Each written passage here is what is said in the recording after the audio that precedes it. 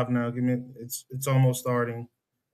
Okay, we are back. We are live. We had to do a new link. We had to reset. Sorry about that, family. Again, these are some of the technical issues that you deal with when you're working with technology.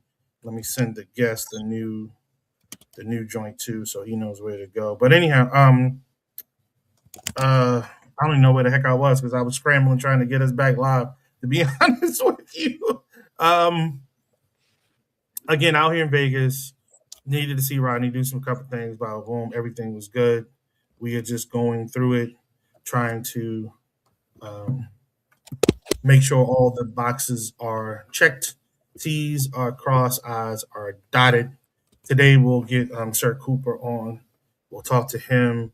We'll also get a recap from Brother Barry about what's the latest and greatest up there in the great state of Minnesota.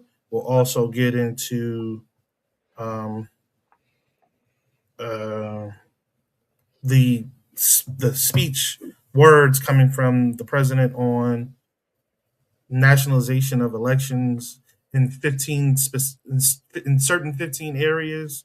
I wonder where the hell those are, and we'll go into so much going on, y'all. To be honest with you, the real economy and how that's not looming. I saw yesterday that the Dow jumped 1,000 points after the day previous of a great fall. And the reality is, regardless of what the Dow Jones Industrial or Nasdaq do, people are hurting. Like jobs are being lost left and right, right and left. Again, UPS just laid off thousands of employees. Amazon did the same. We're talking about job cut at the job cut at the job cut. I know two, three different truck companies that are going out of business immediately, if not too far in the near future. Notice how guarded I was with those words, not too far in the near future. I was having a conversation with someone the other day about technology, and there's the algorithm, right? It's talking about, I started getting reels about it and just how soon and how close we are to having robots whom are so ambidextrous that they can do things just like humans can do. That is scary. We are definitely getting closer and closer to a point where we very well may all be replaced in the workplace by some type of robot. And that's not good. A lot of people have tied their whole essence to what they do. So to pull that from under them is scary for a lot of reasons. Reason number one, if these folks don't know what to do, some of them will choose malice. Let's be honest. Reason number two, for a long time, folks will always, well, that's not true. Folks will heavily associate money with their ability to do this, that, and the third. Well, if they ain't making none, they gonna get it by any means necessary. I think Jadakiss said in one of his songs, when the economy's down, watch the homies go up. You know what I'm saying? Like it is the truth. When the economy is down, people are desperate. They do what they need to do in order to be a functioning part of the economy. However, they need to do it. Sad, but true. Uh, but yeah, so being replaced by robots is something, again, very close than I think most people want Yeah, to the first accept. one. It goes to um, Rodney. We were talking about how our politics are shaping up and how that's forming. And I was saying how I don't think many people can truly wrap their minds around how far off the rails we are because we've been fed this lie about how our democracy is supposed to work for so long that people are having a tough time digesting the fact that our democracy is and was very fragile. It really stood strong on the backs of people whom wanted to maintain some type of norm, who held on to the notion that we need to keep the parameters operating. Now I can push it a little bit, but I'm not trying to break it. I'm just trying to get a little something. We now have a cat whom does not care about the parameters. He don't care if they broken. He don't care if they're stretched. He want everything he can get for himself and his cronies, and they are going after it mightily. They are going after it mightily. They don't. They are going after it with a heavy hand. They are going after it sloppily. This is why you're seeing all of the chaos that is happening right now. I saw a clip this morning um, that folks were talking about. There was a um, in Maine, a brother got pulled over by ICE, snatched up. His car was left on the side of the road, unattended, running, windows down, and they removed him because they accused him of being illegal in America. Well, he has a visa that doesn't expire until 2029. How is he an illegal in America? He has no criminal background, no criminal record whatsoever. He was a correctional officer, cadet, and no record whatsoever, none.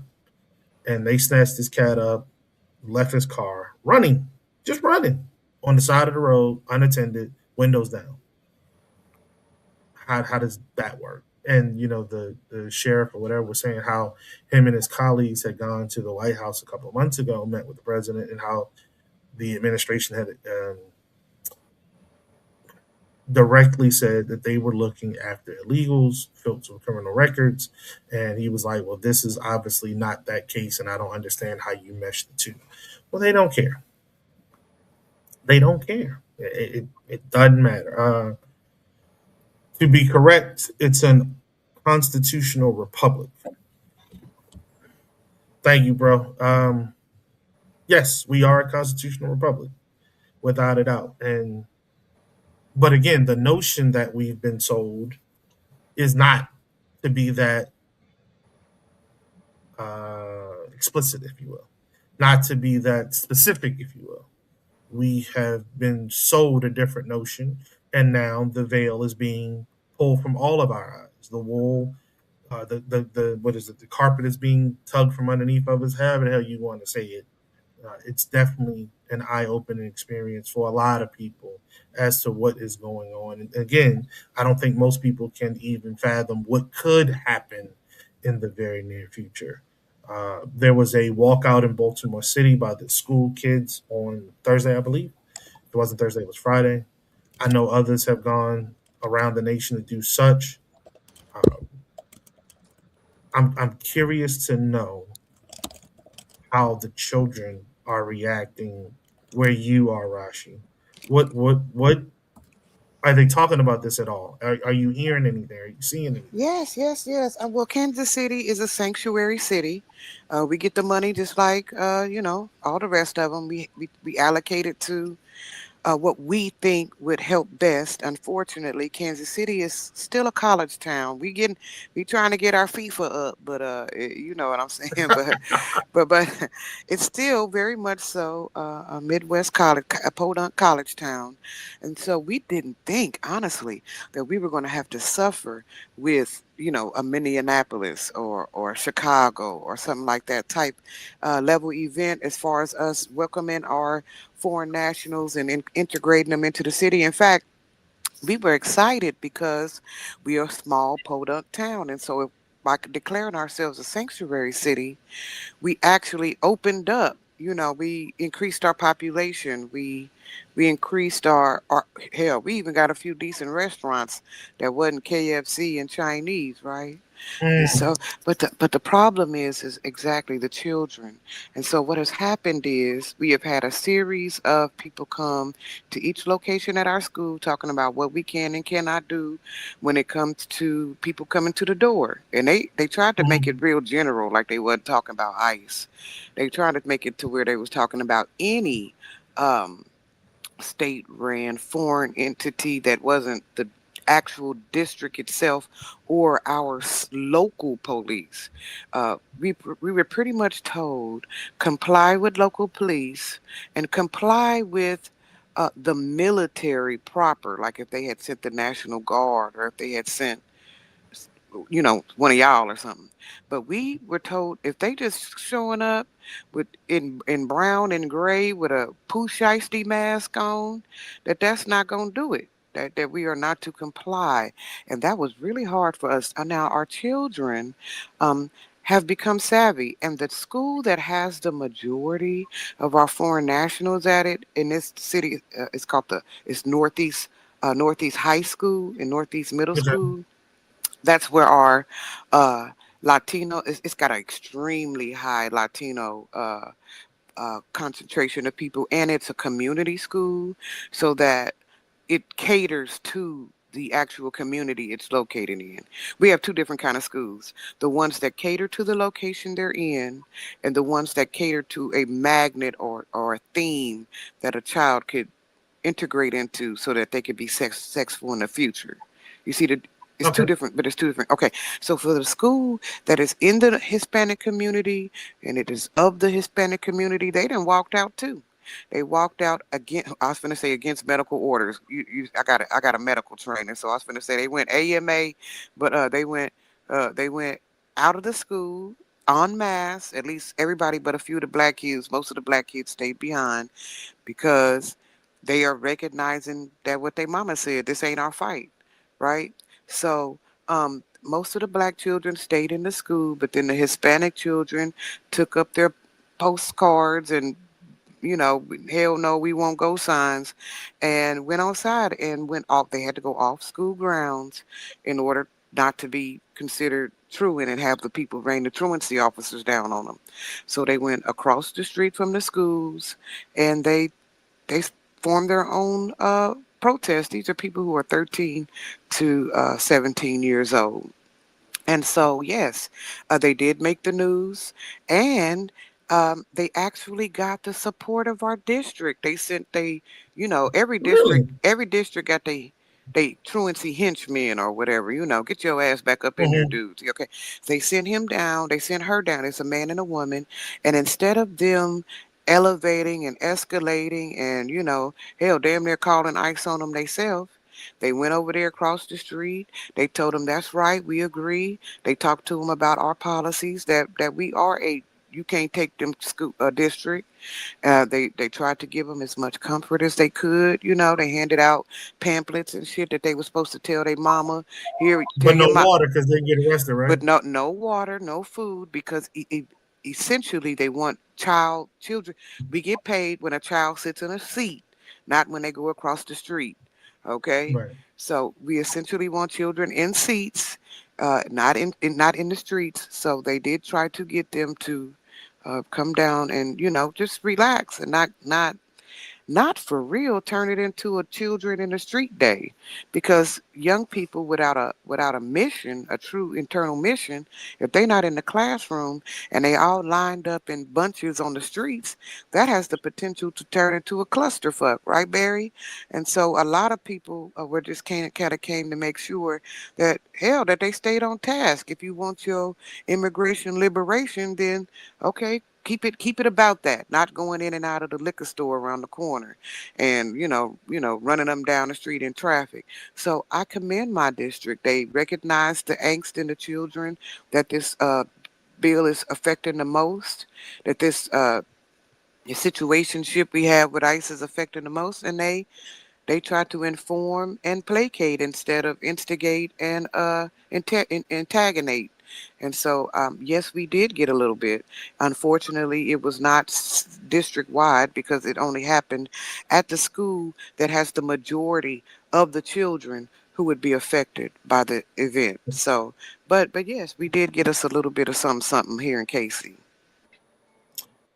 Thomas, have things calmed down a little bit in Minnesota since ICE has reduced its force? It hasn't pulled out, but reduced its force, or are tensions still just as high because they want everybody gone?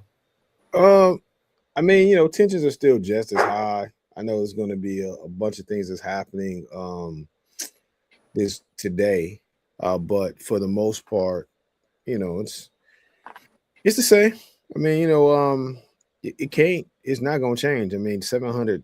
It's still 2,300 ICE agents. We only have 600 police officers in Minneapolis. We only have 1,000 something in St. Paul, and you still are having things on the streets. What you're seeing less of is just less Hold on, broad. hold on, hold on. Hold on. So if my math is math, and you're telling me there's 1,300 police officers total between St. Paul and Minneapolis, but you're telling me there are more ICE agents there. There's more ICE. 1,300 total. Yeah, there's more ICE agents here That's than almost 2 to 1. it is 2 to 1. But I mean, that's what Trump had. He has his personal army, and I mean, listen, what I laugh at is the jokes about Minnesota. I know Chris Rock is everybody's favorite. Ain't no black folks in Minnesota, just Prince. But then y'all make these Harriet Tubman memes and all of this stuff. What do you think the North Star State is? Where do you think people came to last stop of the Underground Railroad? How you think all the black folks got to Canada? Where do you think they came through? Minnesota. The significance of Minnesota to black people in this country for the jokes is nobody has gone to a lot of these other places. The idea that they would use this place as a stronghold and what that symbolizes to white supremacy, it matters. This is the home of the Dred Scott case. You guys run around talking about you're 3/5 of a man. Where the hell you think you got that from? I'm just saying, Minnesota has a lot of rich history when it comes to black folks. We were the second place where the NAACP chapter was started. We weren't the number 200, wasn't the 20th. We were the second. Why? Because there's always been a level of black consciousness here in this state. And so Sounds of Blackness originated in Minnesota. 100%. I didn't know that till recently. I watched the documentary. I was like, what? Yeah, I 100%. had no idea. All the music you listened to from the late 80s to the early 90s was all the Minneapolis sound. Terry Jam, Terry, So, yeah, Jimmy Jam and Terry Lewis. Yeah. Jimmy Jam and Terry Lewis. So we have our place, but that place antagonizes white supremacy. That antagonizes them. So yes, it's not as ratcheted up as people may think it is, because some of the hoopla has died down. No one's been shot. People still protesting. People are still doing what they're doing, but I think from Holman to some of the other things, they've just been told to turn it down and then be more deliberate. Now, I talked about our sheriff, Dewana Whitman, DeWitt, whatever her name, on the show before about her and stop and frisk. And I told you all, this is before ICE got here. And I was telling you about how she went back on what they said they were going to do after George Floyd. And then I see yesterday, she puts out a statement that she may collaborate with ICE. And she's going to do a collaboration. She know it may cost her her job. She did her whole, hey, I'm going to do the right thing, even though it costs me. And that's just who she is.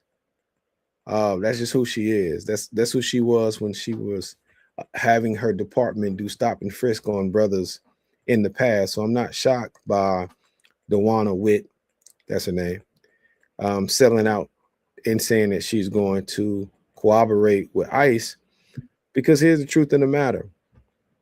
They're not putting these people in humane situations. Not at all. Putting them in detention centers.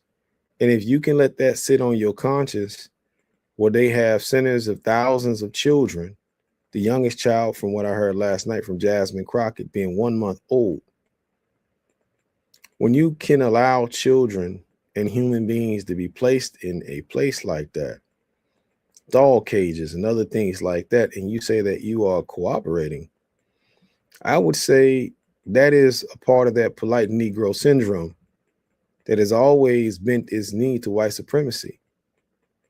They always speak the Queen's English. They're always polite. They always say they want to do the right thing. And typically the right thing is to capitulate to racism. So things haven't turned down It's just I think that the camera is being refocused in other ways. Trump is doing other things to get people to focus on those things. But it's still a problem here, and it's going to continue to be a problem here. And partially, it's going to be that problem because we do have a large immigrant community here with Somali, Hmong, as well as East and West African folks outside of that. Oh, and Latinos, and let's not forget our Latino community. Gotcha. I'll ask this question to Rodney. Um, for Rodney, I'm sorry. He said, "What is the right thing?" Um, I'm not Whatever, sure what that. whatever, and I'll say this: whatever they feel is the right thing, that people pull out their ass. I don't. Mm, That's just really what it is. The right thing always seems to me to be something that's not right for the time. And I, to me, stop and frisk wasn't the right thing when they were jumping out on black men, beating the hell out of them, and she was in charge of that. So whatever she feels like is the right thing might end up with somebody getting their ass whooped. but he's actually available. I thought he wasn't. Rodney. So would you like to expand on that, or what have you seen in Vegas? I've been here since yesterday early, and I haven't seen anything going on. Well, there are high schools that are the students are walking out and they're doing their own protests here. As a matter of fact, we were at a school board working session where the local Moms for Liberty group has filed multiple complaints against the history teacher for teaching the children from the Nevada educational standard as well as the stated curriculum about protests and the First Amendment and how the country was formed. Around the same time he was doing that, the ICE went to his high school and snatched some children. Well, the children saw their friends and their classmates getting snatched. They had just had a lesson on protest and exercising their First Amendment right. So they decided to walk out in protest while exercising their First Amendment right for their cohort being snatched. And then the local uh, MAGA group, Moms for Liberty, has filed multiple complaints towards against him at the school board, and he's an assemblyman, and also to this Assembly Ethics Committee. So we organized a group, and we went there, and you can see the videos on my page. And Surge was the dominant force there, which was surprising that there was few black people, but Surge was a dominant force there, and they spoke in support of the educator and the students. And at the same time, this group is going against books in the library. And so Surge spoke in support of books in the library. So what is happening here is MAGA has had the microphone almost exclusively, and they've also had the imagery almost exclusively. And what I've told the various groups that I'm associated is that we have to get the microphone as well, and we need to be seen, so we need to show up. And that's what we did this week. So yes, the children are walking out. We have a detention, a concentration camp. I'm gonna call it what it is. We have a concentration camp, not in Las Vegas per se, but in our sister city, Henderson. And there have been protests there. There's been a couple of arrests, but it's been peaceful. And our law enforcement has said that they will support ICE. And you know what happened last night. So we cannot depend on, at least not the white law enforcement officers, because the black law enforcement officers are telling me a different story. What they're telling me is if somebody shows up in a mask and they're unidentified and they don't have proper credentials, to call them and they will respond. So we have yet to have an encounter like that, but I am anxious to see if the brothers in the police force are going to do what they said. You spoke briefly about last night. Do you want to dig into that more, or you want to let it be? If you think it's time, we can. I think it's timely. I think it's timely because that's a tactic that's being used, and we spoke to it briefly last week, and I just wanted to reiterate that. So please go ahead.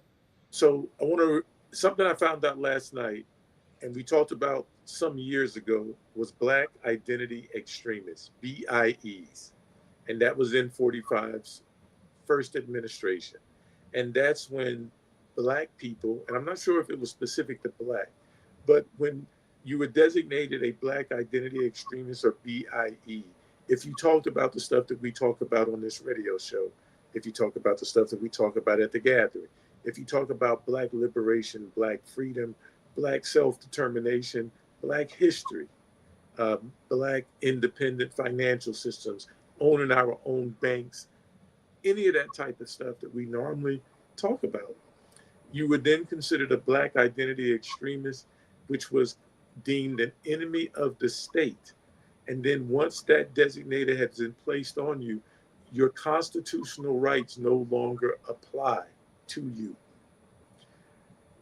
Last night, we had an incident with our local police that came to where we hold the gathering to ask us about a meeting with the Black Panthers.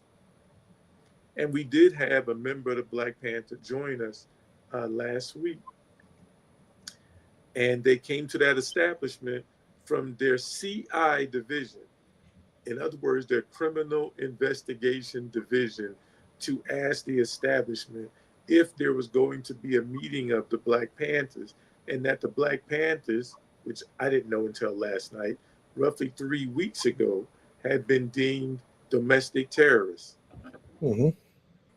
And that was a surprise to me, that the Black Panthers have been officially deemed a domestic terrorist group, and that the criminal investigation unit of our local police force came to our establishment during our meeting to bring this to the attention of the proprietors of the location in which we've been meeting for the last 4 or 5 years.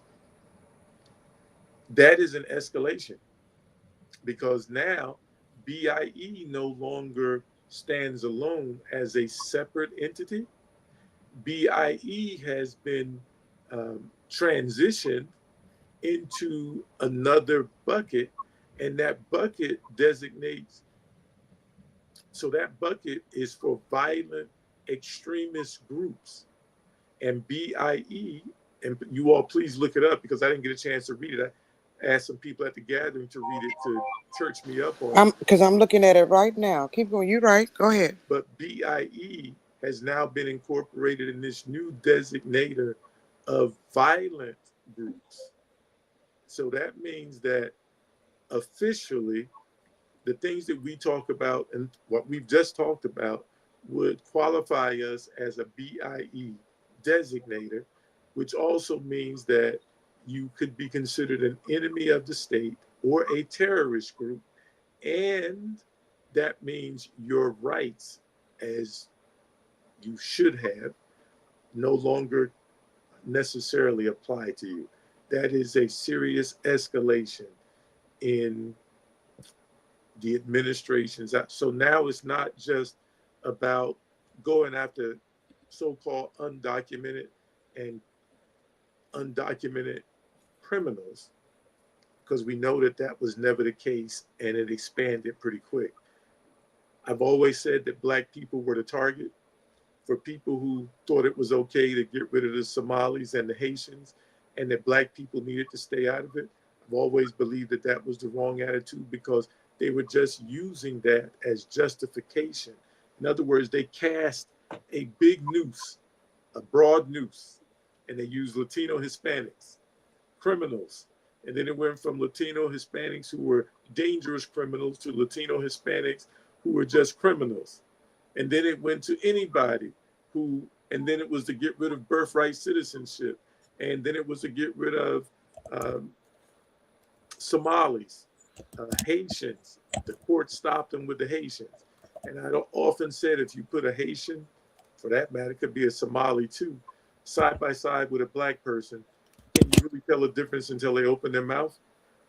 Because then they can scoop up anyone. And if you listen to the ICE agents talk, That's what they're talking about, is scooping up anyone. I remind people of Solomon Northup in 12 Years a Slave. He was a free man, but the slave catchers didn't care whether he was free. They went after him because he fit the bill. That is right. So now that noose that they had that was broad, they're bringing it right to where they always wanted it to be, and that was to us. Sweetheart, If you all don't mind, can we put this on pause? We're fortunate to have our guest with us this morning. We can come back to this part of the discussion, but Bruce Bigelow, Sir Mel Frank Gigolo. look at the cabinet, bring me that hangman's noose out of it. Found cabinet in the garage. Wait, All right, Frank, go on. your mic Go is on. live. Your mic is live. we know you can see you, right? Sir Frank You're right. Cooper's This joined new us. technology, boy. You can't hide I from know, none of right? it. Nothing. Top of the morning, nothing. guys. Sir Frank Cooper, morning, and lady. Sir Frank Cooper is joining us this morning. Sir Frank is the proprietor, the founder of the AHAs. It's a award show and foundation for African American comedians to give them their just due and props. He's also a retired. Thank you. I'm trying to think of the words. A retired Cortisol. relationship advisor. Trying to clean it up. I'm trying to, bro. I'm trying to. I see. Yeah, I really wanted to bring you on right before Valentine's Day to have that conversation. I did. Look, it's a real conversation, right? This is what we do. This is an honest conversation. That's true. So let's start off with the ahas and run that down, and then we'll run down the other bit of your life. Okay. My name is Sir Frank Cooper. I'm the president and founder of the African American Humor Award Society, which is a society that I created the first award show for minority comedians, actors, and actresses. And that was established 35 years ago in Los Angeles, California. I was honored by the first black mayor of Los Angeles, the first black mayor, period, in America, Mr. Tom Bradley. He also gave us a day to honor us with that particular name. Now, we've honored some of our alumni of people like, going all the way back to Rudy Ray Moore, Flip Wilson, Red Fox, Marla Gibbs, Dick Gregory, Moms Mabley, Monique, to bring us up currently, Jay Leno, George Wallace, and this past day before yesterday. I'm sorry. I didn't mean to. I'm sorry because I'm listening to you, and I went through did you just say Jay Leno? Yes, Jay Leno. The reason why Jay Leno was honored is because he's the only non-minority comedian that we've ever honored out of the 35 years I've been doing it. And the reason we did is because Jay Leno and George Wallace put together a half-an-hour documentary about Black comedians and how they lived back in the day traveling with the Chitlin circuit. And not only that, Jay Leno used the Tonight Show to enhance the careers of several Black comedians that would come on his show. Not only Black comedians, but minority comedians. Give you a case of an example. There was a TV show starring the first Asian woman. Her name was Margaret Cho. Jay Leno had her on his show, and after he had her on his show, they created a sitcom around her. So she was the first Asian that ever had a sitcom in her name. Another minority that we honored was a man named Freddie Prinze, and he played on a TV show called Chico and the Man. He was the first Hispanic to have a sitcom on national TV. So we've not only just honored Black comedians, we've also honored minority comedians, and that's what it was all about. Because Hollywood never gave these people a Golden Globe or an Emmy or a Grammy, and so I got sick and tired of seeing us being ignored, and I decided, hey, we'll just create our own thing. And we did. And of course, when I came up with the idea, of course, everybody said, well, don't worry, Frank, we're going to be right behind you. We with you. We need this. Well, when it came time to put the money where their mouth was, guess who started moonwalking on me? Everybody. Well, you know. No, but that's the way we tend to do each other. even though it was needed. So I've kept it going for the last 35 years, to the tune of, in my pocket now, a little over $8 million. And I still don't have a sponsor. And not last week, but day before yesterday, Thursday, I honored a young man that, well, he's old now, but he was the first comedian actor that had the most guest stars on every sitcom, all the white sitcoms as well. He was the safe, as they say, Negro. And that man's name was T.K. Carter. And I went to help eulogize him day before yesterday at his funeral. And I presented this particular trophy. To his mother, because when we honored him in 2021, he didn't show up to pick up his trophy. So day before yesterday, I gave his mother the trophy, and she cried and thanked me, and it was really a beautiful ceremony. It really was. You know, I just was, because I thought, yeah, they love us. They love us. They copying us to death. Every Absolutely. dance, since the days of the minstrel, right? Absolutely. We couldn't do shake our tail feather even once without them saying, "Oh, look at that! Oh, That's look right. at that!" And That's so, right. if we how can we be so influential to what the idea of entertainment is and still not yield any of the accolades? It drives me crazy. I'm like, me and you are right in the same boat. I'm like, you sitting up here in this woman's face doing everything you can to be her. Oprah, by the way, I'm talking about Oprah. Oh, yes. But these women, but they don't want to give Oprah nothing. They don't want to give Oprah nothing. But all these talk She show got too much hosts are, money already. they sensationalizing. They going right. If they not Absolutely. trying, they doing exactly what she did in the late 80s, 90s. They doing their best to sensationalize. They doing their best to bring Yes. the real world work that we have to do onto her show. So, but don't you ask Oprah what she got? Don't nobody give Oprah nothing but Dear, I have reached out to just about Miss Shepherd, the lady whose his daytime show had just gotten canceled. I personally went to see her and told her about what I had done, and she's a comedian. And I never heard from that woman. I even gave her a T-shirt and a hat to show her that I was dead serious. All these black major talk shows and podcasts, believe it or not, this is one of four podcasts that I've done concerning the ahas. And what we did, we made Black history 35 years ago because nobody had ever done an award show for minority comedians. Nobody. And out of all the people that we've honored, some of these people were worth millions of dollars. These people said they were going to help me. But once again, when you reach out to them to help me get this thing on TV or to give me some money to help me keep it going, nobody has reached out. This is no lie.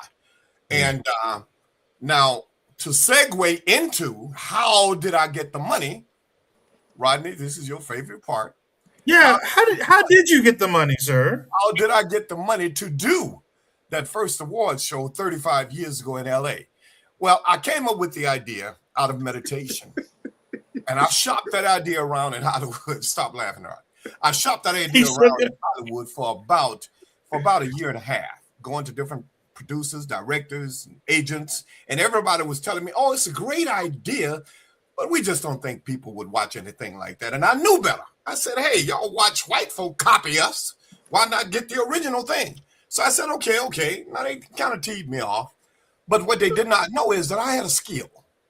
And that skill was I have a way with pipe slanging. I'm sorry. I have a way with women. And after shopping that idea around for about a year and a half, I went into my little meditating state for about a good 10 hours.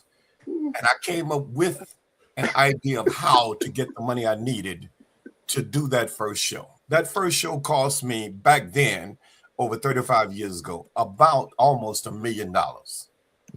So I went back into my old profession, which I was a professional courtesan. Now, the word courtesan is a fancy word for saying I was a high-paid, glorified gigolo, professional companion. companion. And I started targeting every producer, every director, and every agent that turned me down. All of them had wives and girlfriends. Now, I'm not proud of this, but hey, I had to, you do what you got to do Oh to my get from point A God. to point B. That is And in dastardly. 1 year and 2 months' time, I raised over $500,000 to do that first show.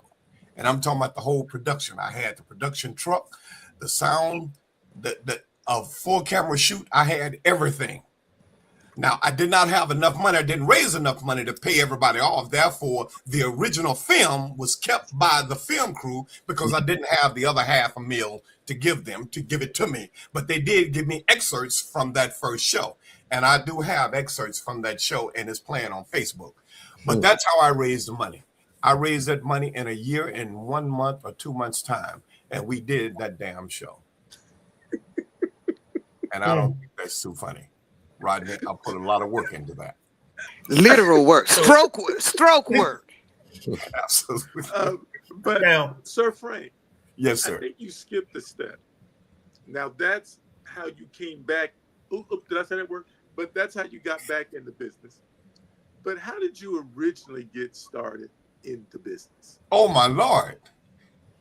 Okay, Lee, this is going to blow your mind. I'm I not telling any started, secrets. I can't name names, but I Correct. started in Atlanta, Georgia. And it actually started by at the Hey, time, everybody, call your friends because you want to hear this right here. okay, I started at the time with a very high profile. It started out with a very high profile politician's wife. I was at a victory party. I'm not going to get into From details. Atlanta. I'm not going to get into details because you guys will figure out who I'm talking about. I can't do that. But anyway, it started out at a victory party at the Hyatt Regency on Peachtree Street. A lady was there that had been drinking quite a bit. And they asked me, because I worked on the campaign as well, they asked me if I would take her to her room and sit with her until she calmed down a little and bring her back down to the party. Well, I did that. He calmed it down. I calmed her down. But I had no She was intention of calming her down that hysterical. way. Huh? But I took her there, and in the room, white people are some very curious people. That's why you see them getting half eaten up by animals and wild animals and all that, because they got to go and check things out. So curiosity got the best of her, and she said, "Is it true that black men That's right. are blessed?" That's right, And Chuck I said, Berry. and Come I on, said, Chuck Berry. I said, well, um, I don't know what you call blessed, but I think I could stand on my own. And she said, "I'd like to see it." And it turned into, "If you show me yours, I'll show you mine." Come on. Well, she showed me hers, I showed her mine, and before you know it, she wanted to test drive the chocolate vehicle. Because you can't And see and not touch. You know we can't oh see and yes. not touch. And after she had the time of her life, about a good hour, Woo! Good I took her Lord. back And down. she still made it back to the party. You blew I, her I, out like that. I took her back down to the party, and Wobbling, apparently wobbling. she told another politician at the time, high profile. She told his wife that night, and the next day I get a call from her saying, "Can you meet us at such and such place? I Oh have a my friend that would God. like to have that experience." And I went. I gave them the chocolate experience. Hey They man. more than I had anticipated in money, and I said, "Well, damn." And that's how things started. But see, From that's there, not money though, brother Cooper, right? You don't get no money for that. You don't lay that type of pipe and then ask for money. The money would be secondary. That's influence pipe right there. no, ma'am, That's that. No, ma'am. ma'am, Not back then. I That was the don't bring. money. I never brought the plumbing tools out of the toolbox until money was in hand. Shut the hell up, man. Absolutely. And from there, word of mouth started, Did and you it say went word of mouth? word of mouth started. And from there, it started going across the country. And then women started flying me to different places to come and meet with them. I mean, very high profile people. I'm not making that up. Highly high profile people. And before you know it, I was making a hell of a lot of money, and I still maintained the job. So, and I was married at the time too. So the wife would ask me, "Well, what did Oh you get money to do this?" And I'm like, man. "Hey, baby, hey, just just accept what it is that I'm bringing. You know, you really don't need to ask me where it's coming from. So, and I kept it like that. And but that's how it started. And I gave it up because AIDS came on the scene. And when they got a handle on AIDS, this was after AIDS had been kind of ratified or whatever, controlled. I then that's when I went out to LA to stay and came up with the idea and took it from there. Now I have been with a lot of high profile women that you all have seen on TV, on major shows. I ain't talking about no poop but people. I'm talking about heavy people. I'm sure you've heard of a TV show called Falcon Crest. I'm sure you heard of a TV show called Dallas. I'm sure you've heard of a TV show called what was that other one? The Hotel. Knots Landing. Dallas. Oh, didn't make it to Knox, but Okay. a lot of actresses know Dallas. my body well, very well. Dynasty. A lot of actors knows my body quite well. Okay, now, you got me. Okay, please, can we back up? Can we back up a little bit? I'm sorry. I'm so Back that sorry. ass up. You got you. I'm the one with the IEP plan. So you got to go slow and give me a little bit. So here's the deal.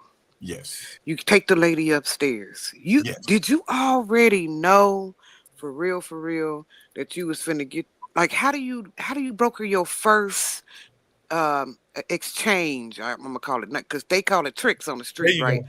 But not a There trick. you go. I call it, how did you broker your like, how did you say to yourself, this is gonna be some $5,000 dick tonight? Are you know what I'm saying?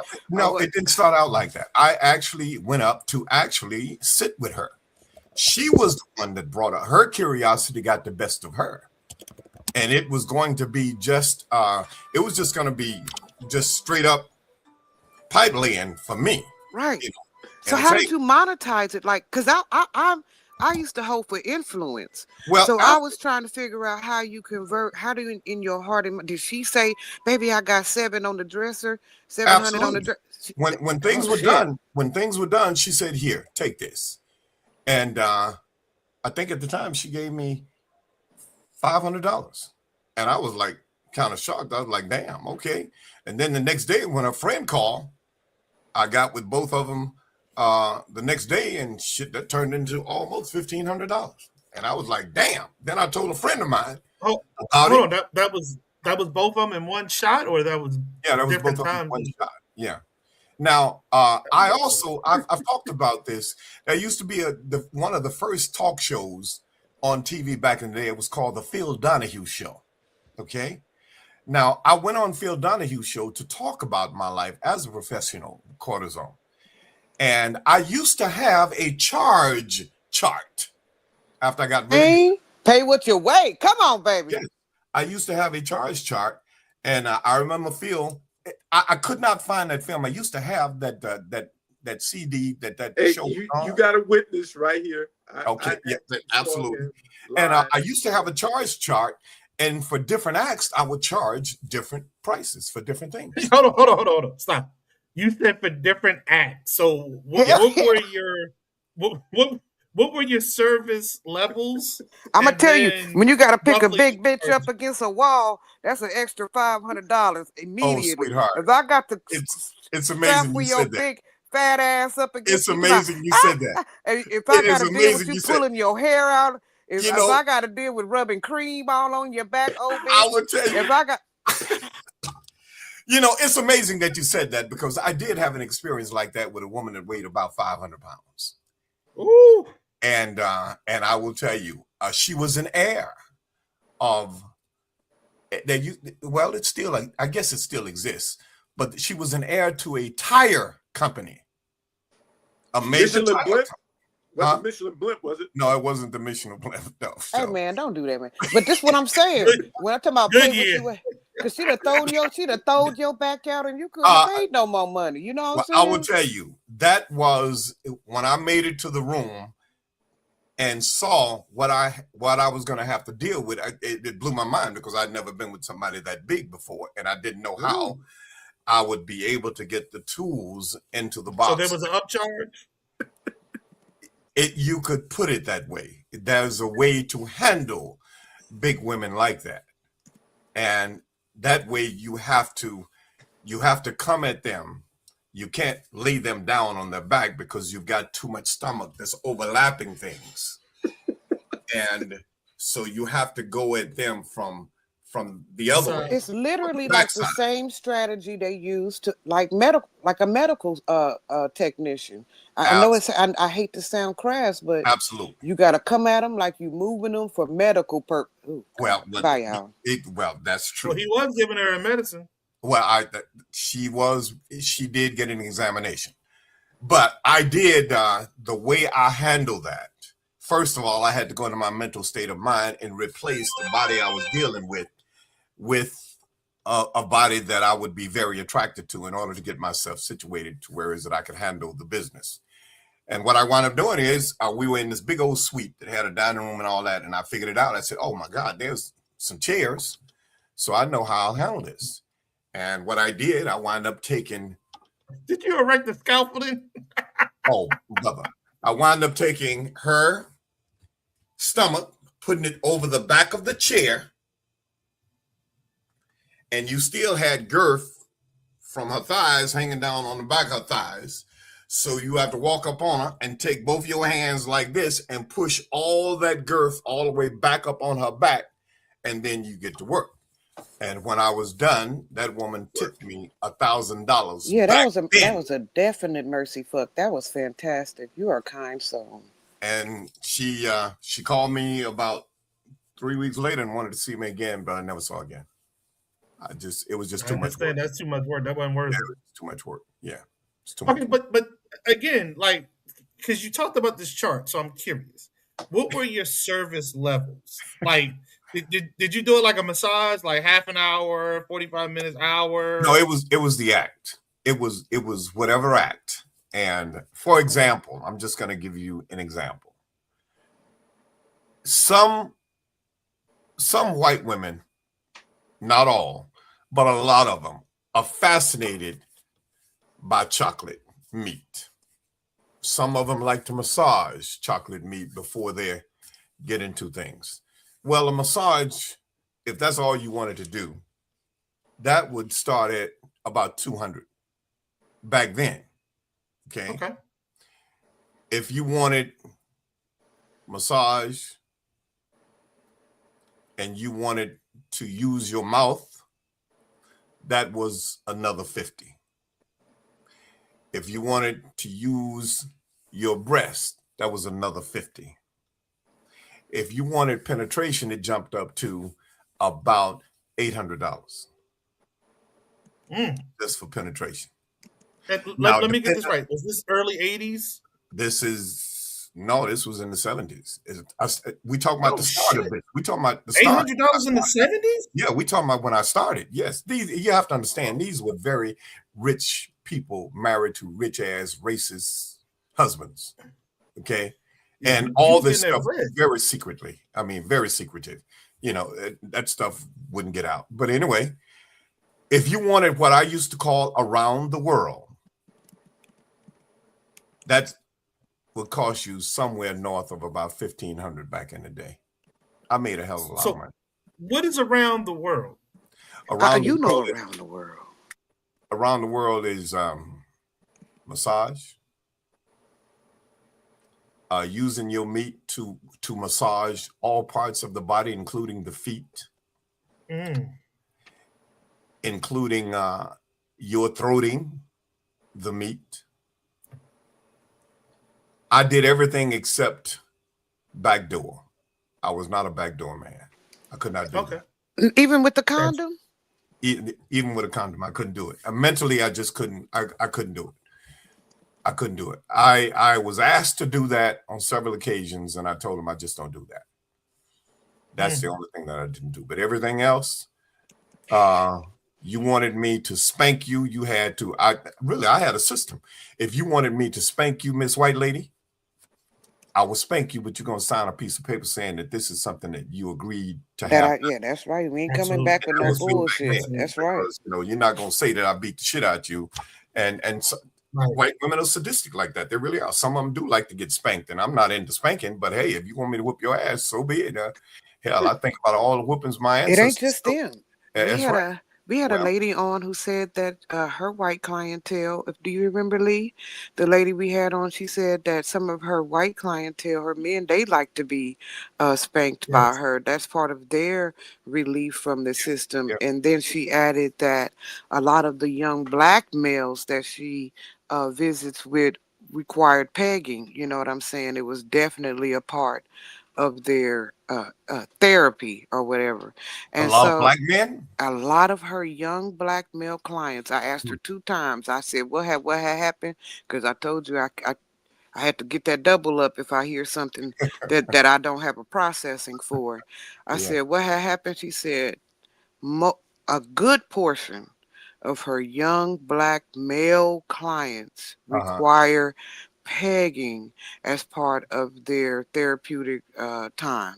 And so that's when you say that you have to hit, sometimes you would have to hit white people Uh-huh. in order as part of their therapy.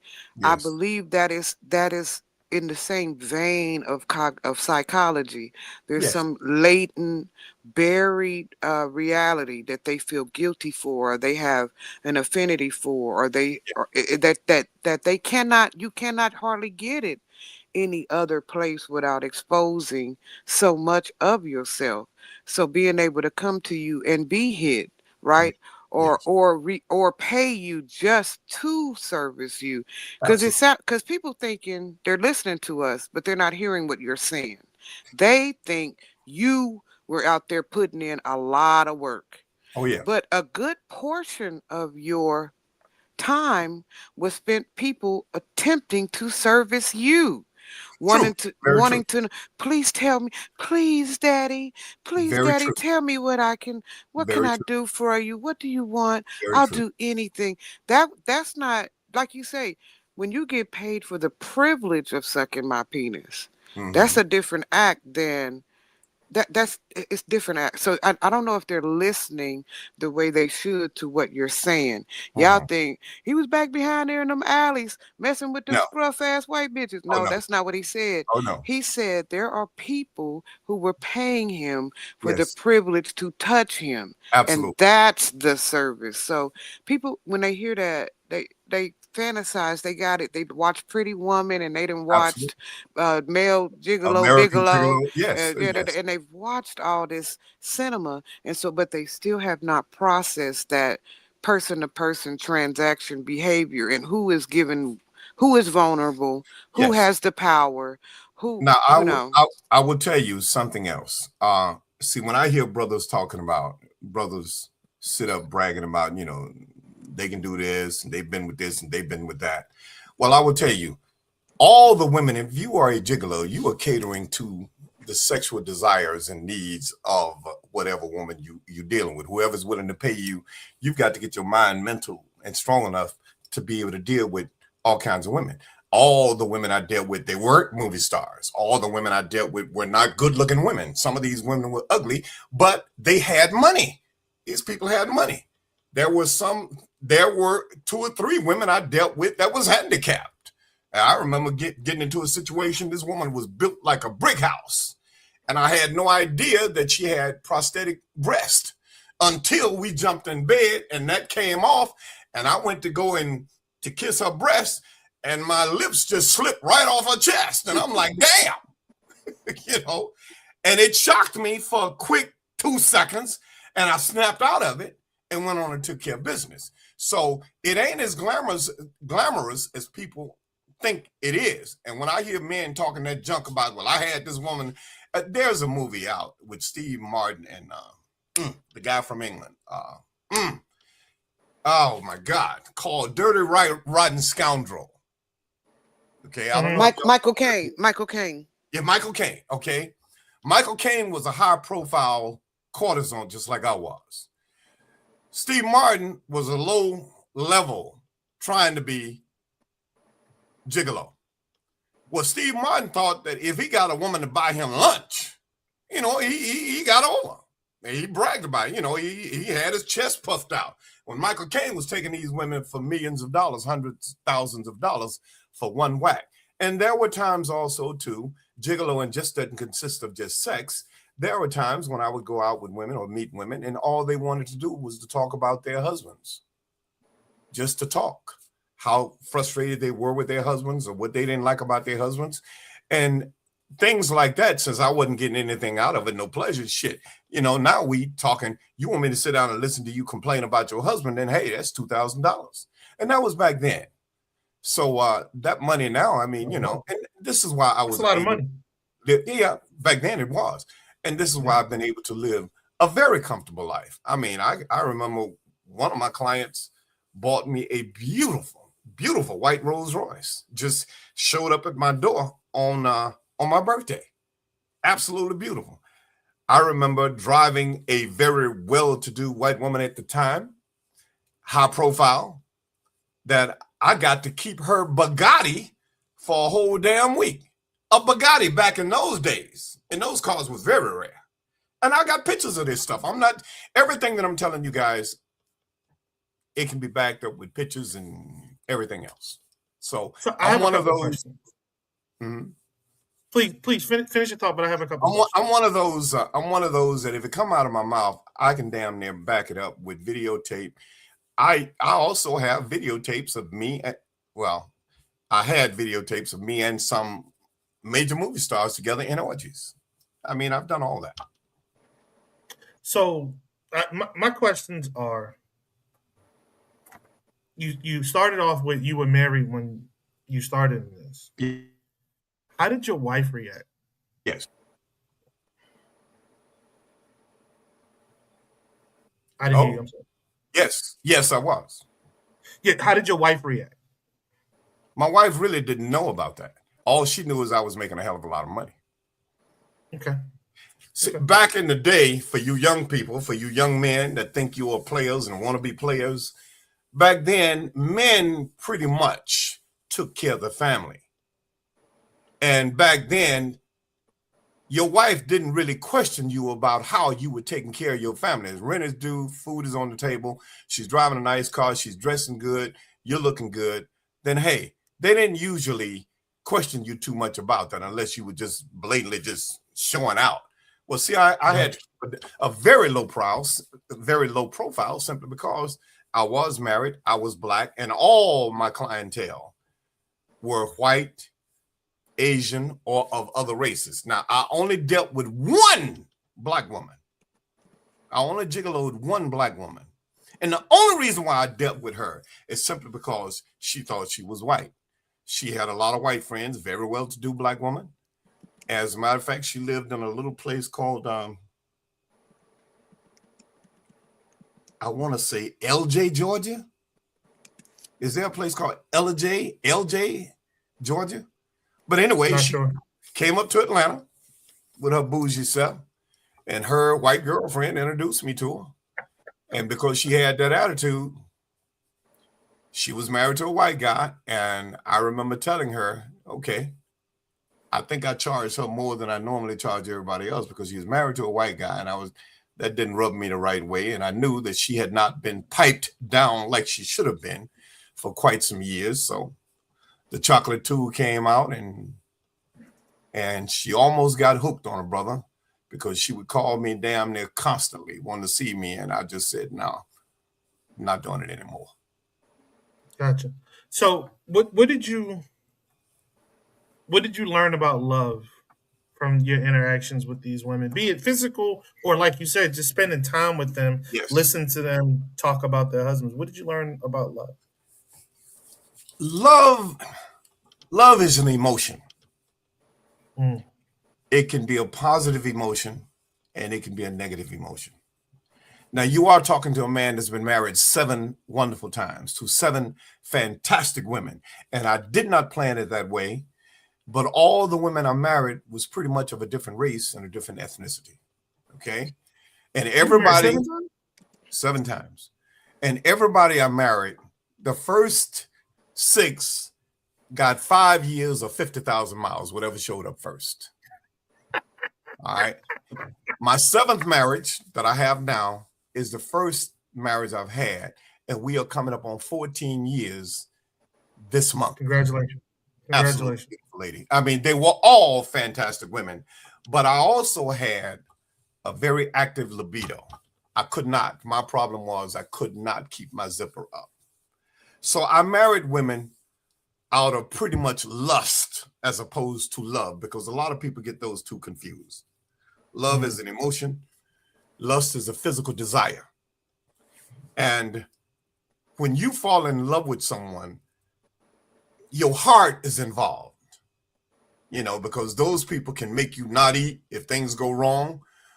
They can invoke a diet plan that you had no intentions of doing, or they can make you cry. And there have been times when I've had my heart broken to where is it I've shedded some tears. And this is what a real man has gone through. When you hear a brother sit up and say, "Well, I wouldn't cry over no woman," that's bullshit, because you've never been in love. Because when you are in love, brother, trust me, your emotions will have you on a roller coaster if you allow that woman to treat you that way. And it just so happens that my first wife, all my wives, I loved them dearly. I just had a sexual desire problem. I couldn't control my sex drive. So let's go back for a half a second. My sex drive was so bad. My sex drive was so bad that I had to tell 3 of my wives, whatever you do, do not let your mother or your sister come to this house if you ain't here. That's how bad. You sound like one of my uncles. But anyhow, let's go back to a little bit, because you said that you dealt with women of different ethnicities except for one. Yes. Specifically, why did you choose to do that? Why did I chose to do that? Because well, first of all, it was damn good money. And secondly, I enjoyed sex. And if I'm going to get paid for doing something I thoroughly enjoy, and the reason why I didn't deal with too many sisters, because sisters was catching hell anyway. This was before all these professional black women became professionals and they don't need a man and all that. This was before all that came about. And sisters was already catching hell. So why would I take from my sisters when white women are willing to give me more than what I needed to and satisfy me and keep me straight? Gotcha. Last question I have before I let Rashi come in, because I know she over there just brewing, waiting to jump in. Did anyone ever call you a nigger in the fit of passion? Absolutely.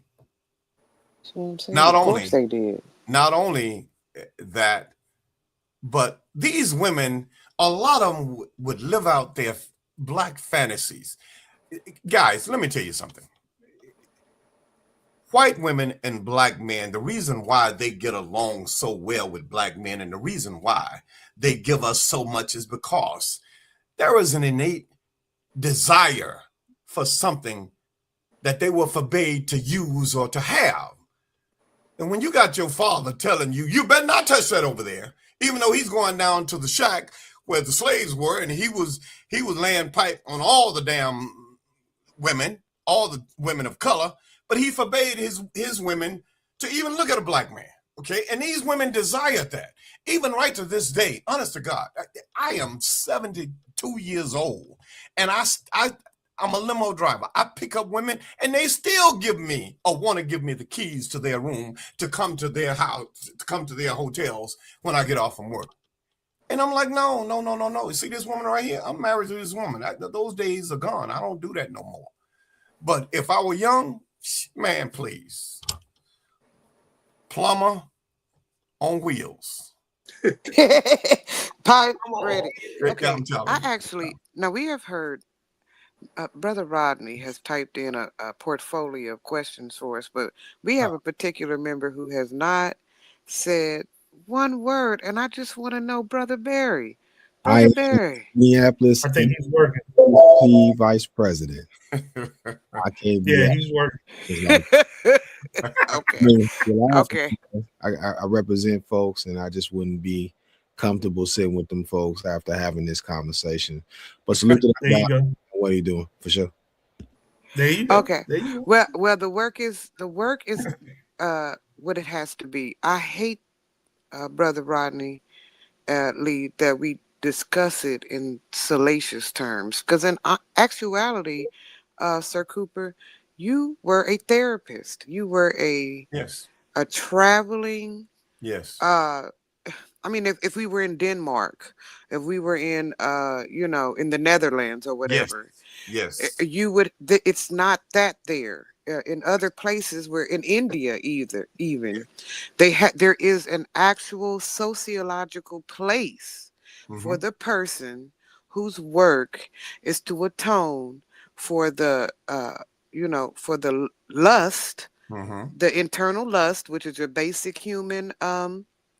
It's basic. It's part of the, I call it the lizard brain.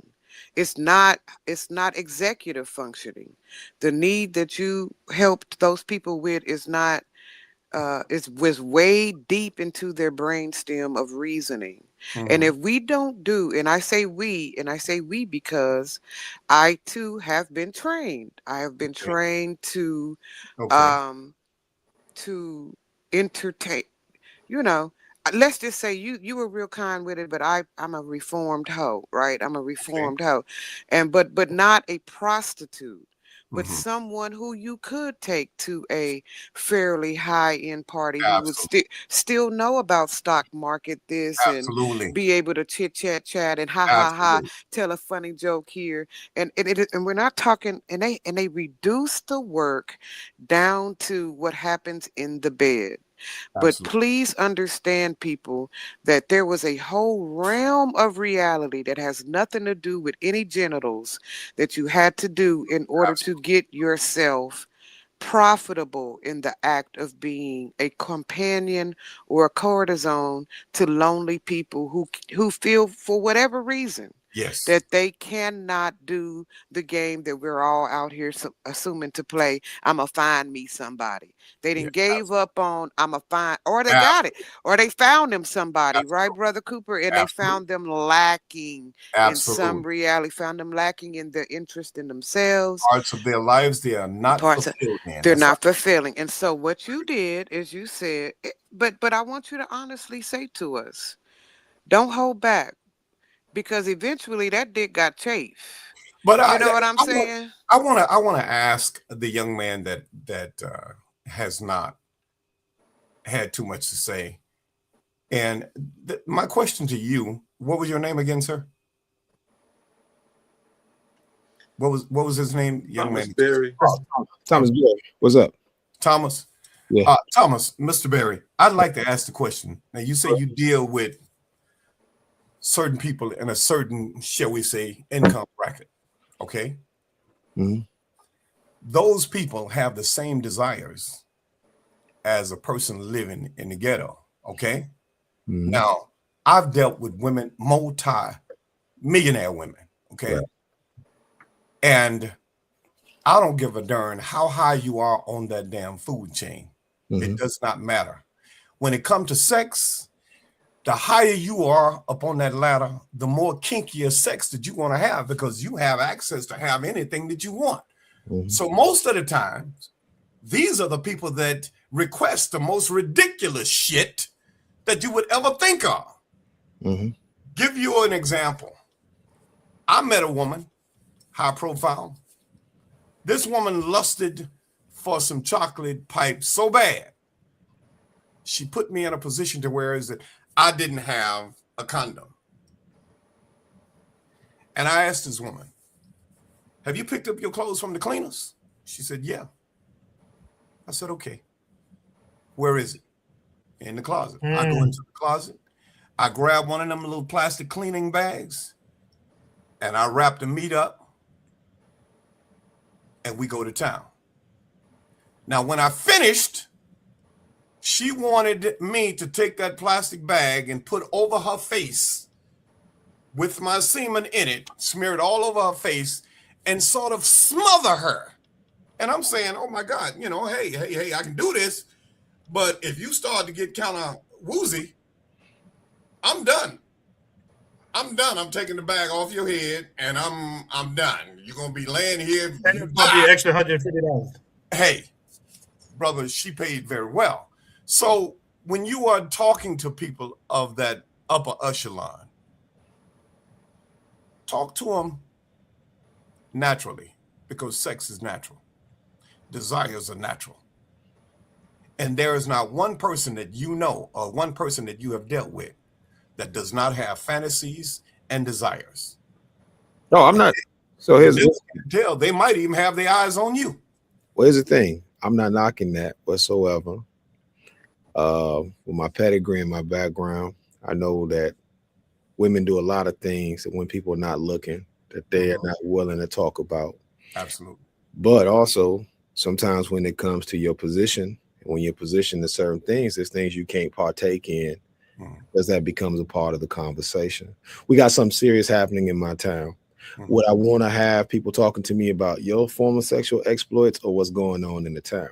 Right. And the fact that people will take that time because, well, you know, people look for convenient excuses to change conversation. Yes. Now, when I go out and about, instead of talking about ICE or whatever else is going on or what other business we got going on in the town, now people who watch this stream, they're not going to talk about that. They're going to be talking about what, hey man, what about the chick with the laundry bag that wanted to put the bag over her Absolutely.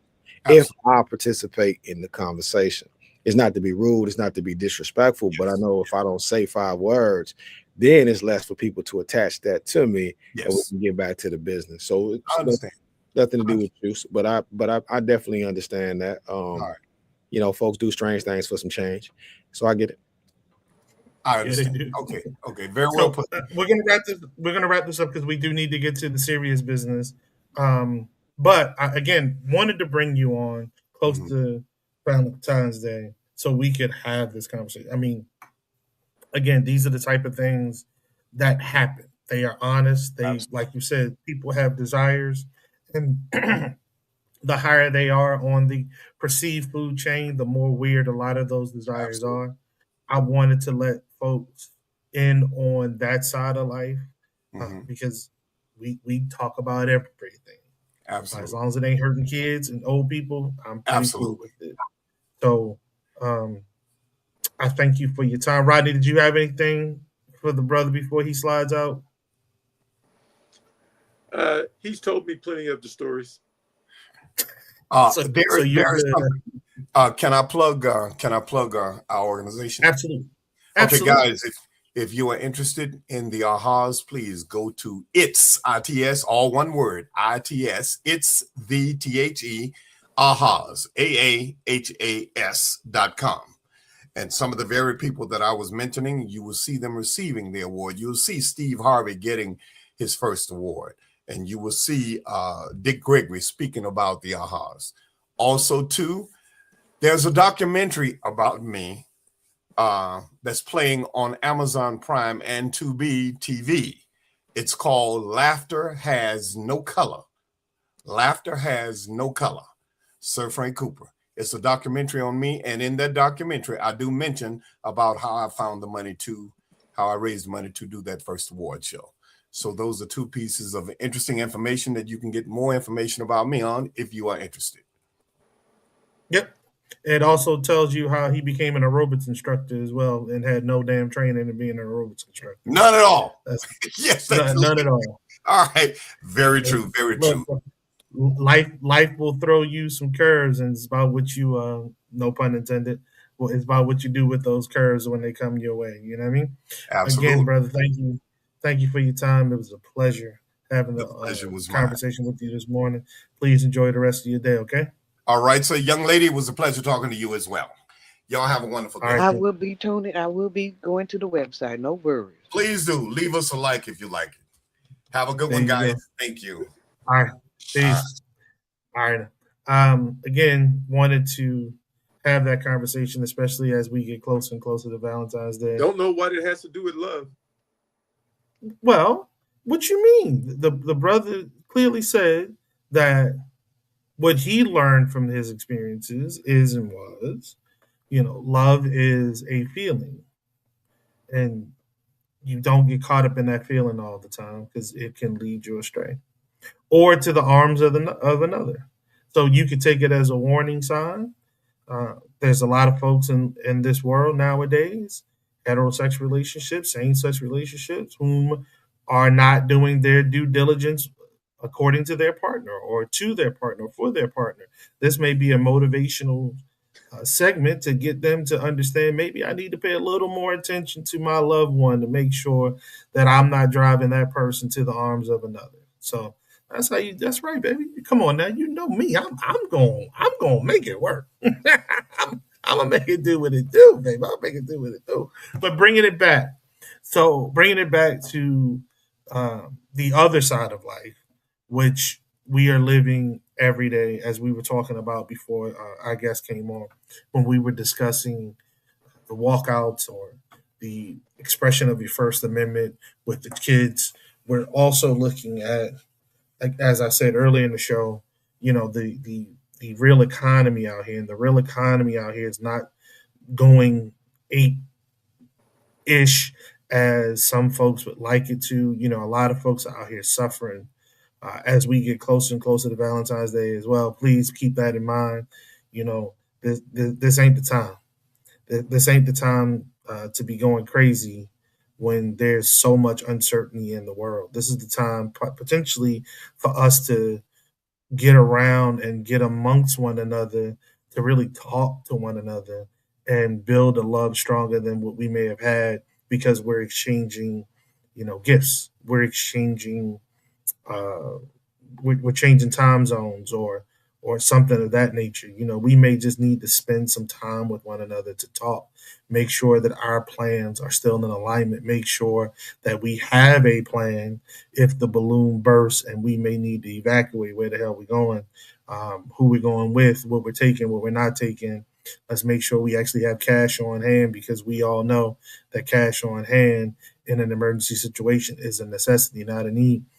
Joy Reid, I saw a reel the other day when Joy Reid was talking about when you leave the country, take burner phones, because if you don't know, your phone can be scanned as you go through security.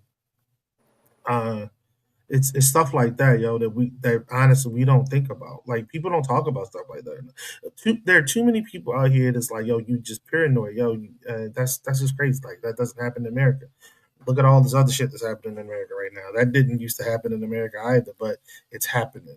A lot of what's going on right now is the veil being pulled back from what black folks, brown folks have been complaining about for decades, about the over policing of ourselves. And now it's bleeding out into the streets, the cities where it's not normal. Thomas Berry up there in Minnesota, Chris Rock's joke may have been in poor taste, which I agree it was, but you don't think about Minnesota being full of black folks. Well, there are a good number of black folks in Minnesota. You know what I'm saying? But that's not some place that you think about black folks being. The fact that ICE is being so heavy handed in Minnesota, I believe, as we said earlier, someone said earlier today, is a beacon to white supremacy that, look at here, we will take you down to, and hopefully folks are paying attention to what's happening, because they may come for you next. As I said, I shared the story about the brother that got pulled over in Maine. They've already been to Chicago. They've been to California. The numbers are coming in. It's staggering how much it's costing for the deployment of the National Guard in D.C. It's almost $1 billion. No, I'm sorry, that's not true. Yeah, it's almost $1 billion. I thought it was the T, but no, the B comes before the T. It's almost $1 billion. How much it costs for them to be deployed in California? Again, $500 million. Dang near $500 million. It's close. It's really close to $1 billion in DC. It was half of $1 billion in California. How much is it costing ICE to be deployed? Think about that. And who's paying for this? Who's paying for this? We as the American citizens are paying for this. We are paying for this. Is this what we want our monies paid for? Because that money has to come from somewhere, be it education, be it infrastructure, be it um, Medicare, Medicaid. It's coming from somewhere. Something is going to suffer. Somebody is going to suffer. Somebodies are going to suffer because of the callousness of this current administration.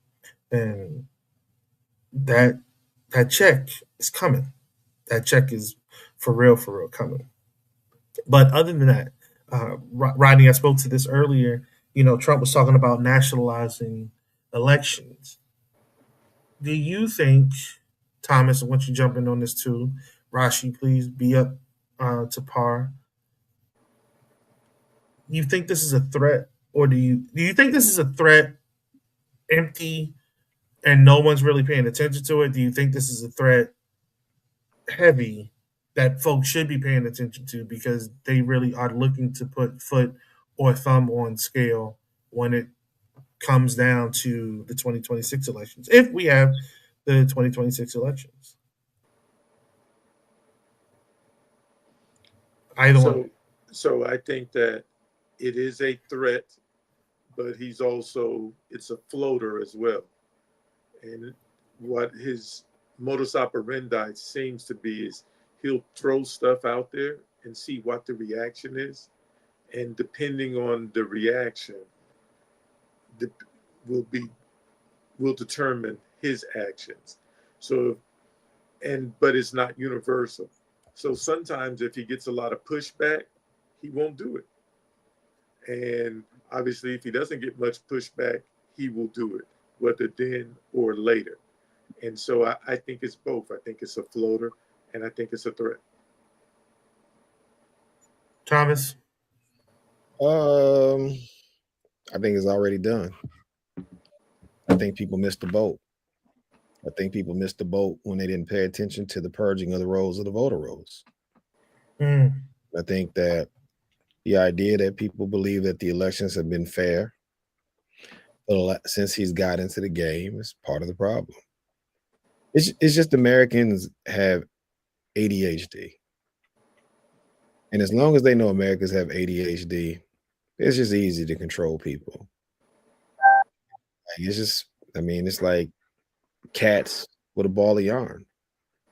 Go switch that, and we'll do this over here. You really don't want the responsibility for yourself anyway. You don't want, let me take that off of you. I'll handle that for you. Don't worry about that. And so it's just gonna take an awakening. I went back this week and I watched The Following all over again. I was just trying to figure out Joe. And then in the midst of yesterday, I said, I shouldn't have been watching The Following. I should have been watching American Gods. Because this is what this is about. What happened yesterday? With Obama. We ain't even talked about it today. I was sliding that and keep going. They knew we weren't going to talk about it because I watched the platforms across. It's not talked about as it should have, as it would have been 10 years ago, as if it would have been 20 years ago. They know who they're dealing with. And they know it's Super Bowl weekend. And by the time we get to Monday, we'll be talking about who Disney World. But do you think too, not to cut you off, I want to build where you stood before. Do you think too that less things like that are getting traction because there are fewer independent operators? When the Washington Post laid off 33% of its staff, that's a problem. I mean, that's part of it. That's part of it. Shout out to the Miami Herald, because the Miami Herald in 1987, July 5th of 1987, they put in the newspaper about the shadow government, and people thought they were playing, and they were talking about the Iran-Contra scandal and the drug trafficking and the whole nine. This is July 5th. You could look it up. July 5th, 1987. You can Google it, shadow government, Miami Herald, and they go into details of what the administration was doing at that point. But they also put out this week, they talked about the 3 million files with the Epstein files, and they tied it into Israel. They tied it into Russia. They tied it into what it is. It's not that the information's not there. It's just, what are you distracted by? The information is plentiful. It's just, what are you distracted by? And they know how to distract us. But my point about American Gods, Obama's shadow. That's who Obama represents inside of American Gods. And I think people forget where this country was at under George W. Bush, how no one trusted this government, and how they needed Obama. Obama gave America its gold standard back. And that's who Shadow is. Shadow is the guy who's helping the old gods fight the new gods, because the new gods is technology. The new gods is Bitcoin. The new gods is social media and all of those other trappings. That's what the new gods represents. The old gods, well, that's Zeus, that's Oshra, that's all of these old things, these old gods of beliefs and principles. And if you watch it, and I said that's why he hates Obama. That's why he hates Obama so much, because Obama represents something he could never do. He can never be black. He can never unify people to do anything.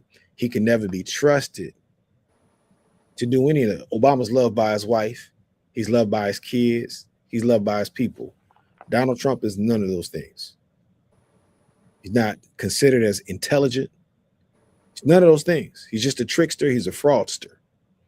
But Americans have aligned themselves with so many tricksters and fraudsters like Donald Trump that he's par for the course. That's why we accept him better than we would anyone else.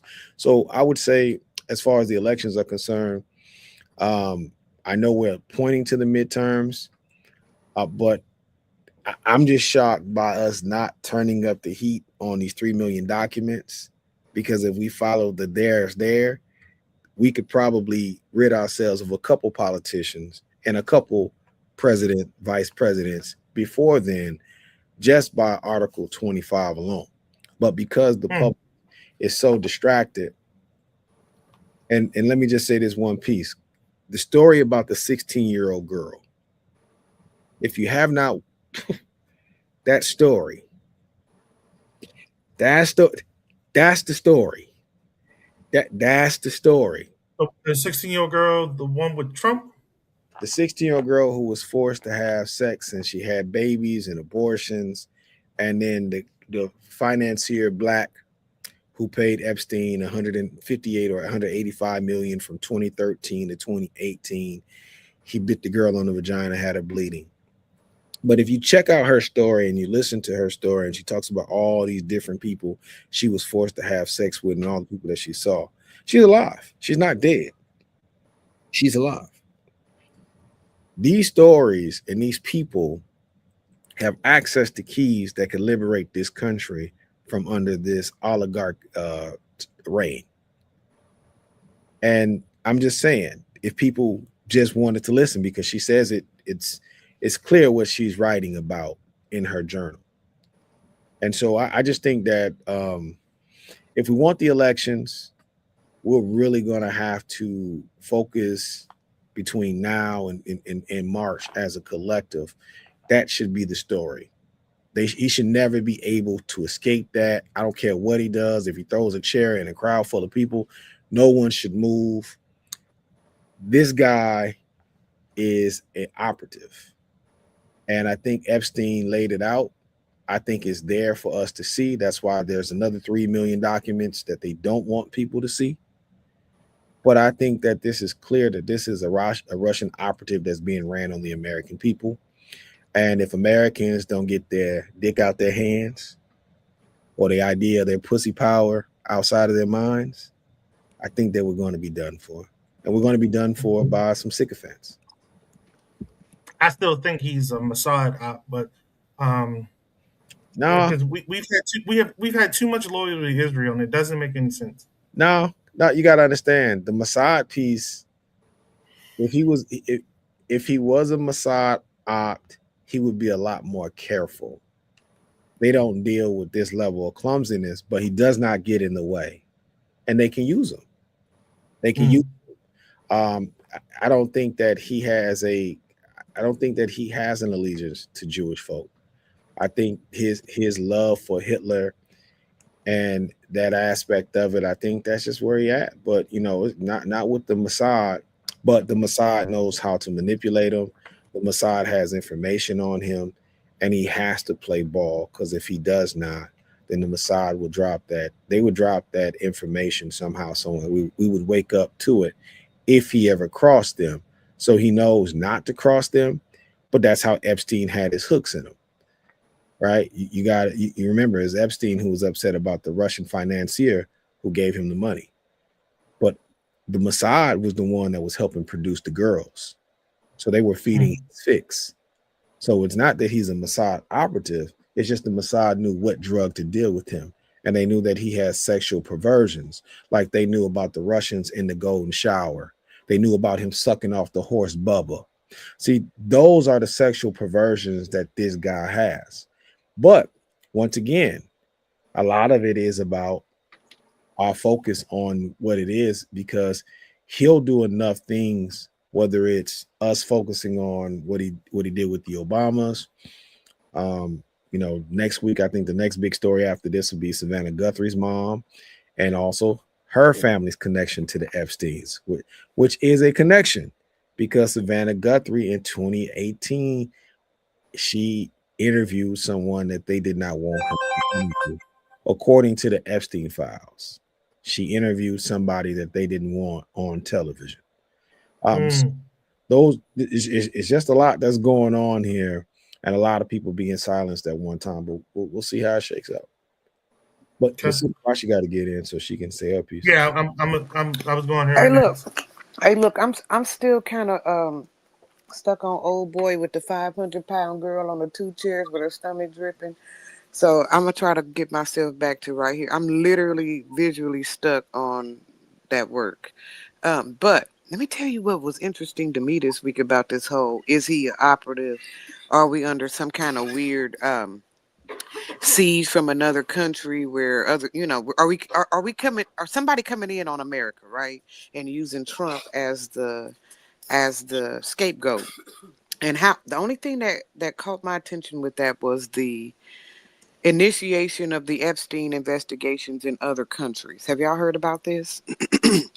How other countries are taking on the Epstein I know the UK scandal, is. right? And it's so many that it almost stinks of an alliance of other European countries to create a anti-Trump, but then also, unfortunately, anti-American um, investigation on how we operate within their country based on blah blah blah. You seeing it with Tesla, right? They say they came in on your boy Elon, and in France that is, and they dug all in his paperwork to make sure that um, because he's in there, right? He's in the file. So since they're using the files as a foundation of investigation to see if they can do other shit. But so I just thought that was interesting, that it starts off as what's up with these, molestation, sexual exploit type, pedophilia, blah blah blah blah, human trafficking type behavior, but it opens up uh, investigation into the entire reality of whoever they go after, be it Elon or uh, it's a couple of other people. What do you say, Weiss? Some lawyer named Weiss. It's like four or five other people who, when they saw their names in those files, it triggered not just a national, but an international investigation into these people. And I do believe that it's going to be like that foot in the door. You heard of the foot in the door. As long as your toe is in the door, you cannot close the reason of communication. And I believe these files are going to be the foot in the door in the destruction of our current administration. So I'm just interested mostly uh, whether or not he's an agent or not. You remember what I said, Lee? They all agents for real. Like Mm. I don't believe in non um, agent politicians. I don't believe in. They all got money. They all got it's a have and have nots. I really don't even believe in Republican and Democrat for real, and I'm getting less and less convinced that I should when I see us pardoning and reinvesting and doubling down on the budgets for shit like ICE and stuff. So the only thing that really gave me hope this week was those international investigations into the Epstein files that could lead forth information that we could even use for impeachment here on domestic soil. And there was one other thing. Oh dang, I said it, but I forgot it just that quick. I'm sorry, I'm It's getting okay. old. We getting But old. Yeah. Yeah, I'm getting old, baby. I'm getting old. I hate to say it, and them kids wore me thin. I want to thank you all. Today's show to me was fantastic. And Thomas, I'm sorry if you felt like the conversation was too salacious to add to your portfolio today. But I want to tell you, he was somewhat right. The people, some of them people you dealing with in high places, they like it. They like it. They ready spaghetti. I, And so you just got to hear that Rashi, there's many Rashi, sides to the human Rashi, psyche. Just Rashi, hear that. Rashi. I participated in things that would make you and him cringe. Oh shit! Yes, yes, Don't yes. give me the don't give And me I'm the. not and I'm not talking on the sexual level neither. So that's Oh, so that type of stuff to me doesn't necessarily bother me. It's not about that. It's just about the idea of I want to make sure that I'm not selfish enough not being, yeah. that a conversation is about what I participated in versus what's going on at the What's top. going on? All right. Well, Brother Barry, I can't tell you I wasn't wanting your opinion. I always look forward to all you brothers. Every week I make sure I don't have to listen to that many black men actually, other than my son and my uncle. So I look forward to hearing y'all's opinion. And I'm hoping this next week will be nice and warm. Well, I guess not warm because it's wintertime, but at least warm enough for y'all to sustain yourselves. And Brother Barry, if you can get a chance to get an autograph or get up close to Brother Malik Shabazz, it's right. Is it Malik? Brother Shabazz. Is it Malik? I'm saying that right, right? Zulu Shabazz. Malik Zulu Shabazz. He is one of my current. I have an eye on that brother. I have a really close eye on that brother. I do believe he's an element of change. I do believe he's not just a mouthpiece.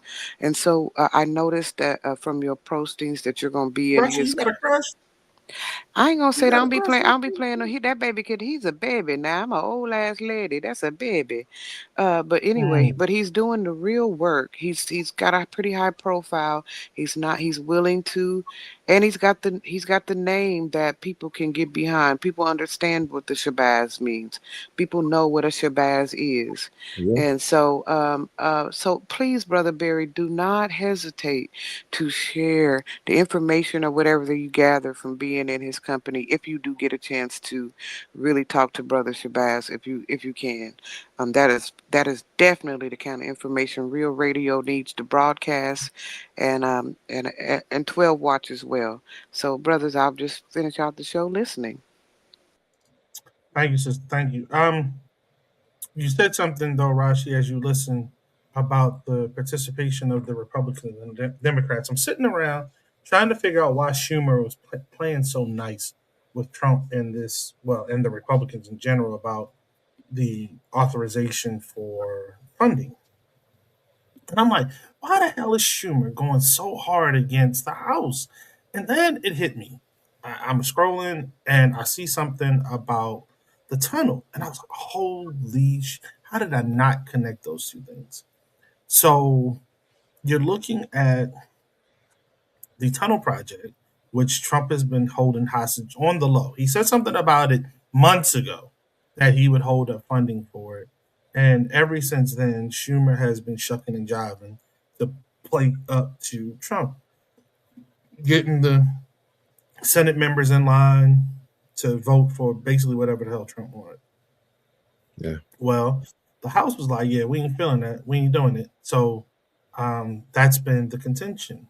Well, Trump killed the funds for the tunnel project. They didn't go through.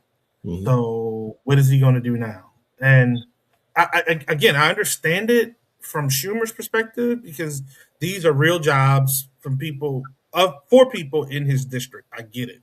This is a need for New York. It really is a need for New York. Yo, if you've never traveled, if you've never driven in New York, don't. Let's be clear about that. Just don't do it. You ain't ready. But if you have, we need this project, right? Hmm. So I get it. But yeah, agent, I do still hold that he is. I can see where you all think it's more of Russia than Mossad. I still say it's Mossad. I think his ass was just sloppy. But to be honest with you, but again, I look at our ties to Israel and they don't make sense. Like it just doesn't make any freaking sense. Israel makes us less safe because of Netanyahu, then they do make us safe with Netanyahu. You know what I'm saying? And the fact that we have supported Netanyahu time and again, knowing this is the point that gives me pause. You know I what I think mean? if you broke But down that's if you broke down what it was, they would say that you were anti-Semitic. absolutely. And I think that's part of the issue why people don't see the connection of why so many governments bow to the will of Israel. It has nothing to do with the nation state itself. It has something to do with financier. That also has something to do with intelligence collecting. You know, you got to think about the story. That I think that someone was, I saw it online when they said that they killed the dude. They killed the guy in a hotel, and they said there was no signs that they even entered into the room. Like, Mm, we have so much intertwined with our technology that we have special chips and cell phones where they can listen to Americans more than the CIA can. They've been running operations. And so they don't have to. Here's the thing, they don't have to own him. You just own the people that own him. And then that yeah. you him. And so I don't think that based off of his training and his allegiance, there's no showing that he was ever under the Mossad. Talking about Trump. But with Epstein, Epstein was, the taking of the God who took Epstein under, and why Epstein was looked at, and the information that he was peddling and what he was dealing and things of that nature. Trump, on the other hand, is a little bit different, and you got to remember his father's ties to Hitler. And then you got to also remember Trump's. I mean, think about it. Why would someone be fascinated and say that they got ties with Israel when they openly have told people that Hitler was his hero? Mm, So, the only book okay. that he ever owns, Mein Kampf, right? And so I'm just saying, there's just certain things about him. And like I said, you don't have to own him if you own the people that own him. And with him being a sexual deviant, it's just easier to own him through his sexual appetite. And you know what they say for the goyim, he does things goyim. He's goyim. So they don't look at him as one of them. They look at Epstein as one of them, but Trump is, you saw what David Stern said. Why you gonna have me waiting out there? I don't know if you read that part in the Epstein files when he told Epstein I'll be waiting out for something. He said that's for the goyim. Goyim. I don't wait. And a lot of high profile Jewish men have been saying that a lot inside of these documents when they're referring to Jewish folks as goyim, and which means you're less than. So I just think it's an interesting time. But look, here's the truth of the matter. He's the president that America has earned, because if you look at everything, think about how they're treating citizens with ICE, and this all started back with the Patriot Act when they first established the Patriot Act. They said that the forefathers would be considered as terrorists under the Patriot Act. Yep. And that was talked about in the early 2000s. So anybody that's standing for their rights, and I know Rodney has said something about Vegas and the Black Panthers. I really didn't go into it much, but I was thinking about the brother that I think Rodney had posted his video, the young guy from Philadelphia, who now is talking that he's with the Black Lions. He was an agent, clear as day. And but when you see these guys pop up, no different than Leader J. These guys are agents. And that these guys come because they'll say salacious enough stuff for white people to put them on a terrorist list. So when he says he's going to shoot a hole through an ICE agent, that is considered a threat. And if he says he's with the Black Panthers, now anybody that's associated with the Black Panthers have done what? Right? Become terrorists because they're associated with him. Right. And he he comes out of nowhere saying this, and then he's also pushed up the leadership board as the leader of the Philadelphia Black Panthers. And then when the pushback comes and he says, oh, he's not a part of them, then he says, oh, forget it. Well, I ain't a part of the Panthers now. I'm a part of the Black Lions. You know, we create this club. We're not Panthers. We're just Black Lions now. So it's just interesting watching how all of this plays out. And I don't know if I told you guys about our event that we did with the NAACP president, but the guy who was in the video that was helping the white dude who was getting beat up in downtown Minneapolis, he showed up to our meeting and he was quite disruptive during our meeting. And he was asking questions not to get answers, but to be argumentative. And so agents are real. I want people out there to understand that agent provocateurs are real. They are on Facebook, they are on Instagram. I see some of the conversations that people are intertwined in with certain Black folks, and I'm like, do not entertain yourself with that person. I know that Facebook has given us this dopamine addiction where we feel like we got to get that last word in and we got to explain this to this person. We got to do that. No, there's Black folks who found a back door on how to get paid, and they don't mind using you to get you put into a possible database to get you knocked off the board. So be mindful of your engagements, because I have minds and I just won't engage with just anybody anymore. I'm done with that. Rodney, what you got as we close out? They're coming at us. They're coming after Black people, and Black people need to find their place in the struggle. Whatever that is for Black people need to find it. And Black people, you won't be able to do it by yourself. We just won't be able to do it. Find your place, find your crew, and prepare yourselves, prepare your family. Because it's not coming, it's here. Gotcha.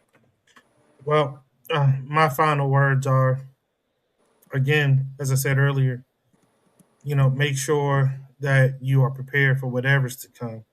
This is the time to really sit down with your family, your loved ones, and make plans. Because if it goes left, it's going to go left really freaking fast. It's going to go left really freaking. Well, yes, Roddy. Before you even finish that, more left than what it already is. It's going to it's going to be even faster than what we've seen. Um, the courts are going back and forth. He still controls the Supreme Court. Someone asked me that the other day, like, and again, this goes back to what I said. Most of us can't even wrap our minds around this. Well, there's supposed to be checks and balances. You're absolutely right. But when the same party is in power, there's no check or balances. When the same party is in power and they are all in alignment, there's no checks and balances, dog. Right now, Johnson's lead is 1 seat. He has a 1 seat majority in the House. Another Republican decided to retire. He's the 29th Republican saying he's not going to run for re-election. That's not enough. The Democrats can come back into power in the House, but they can't make any real change. They're just in the House.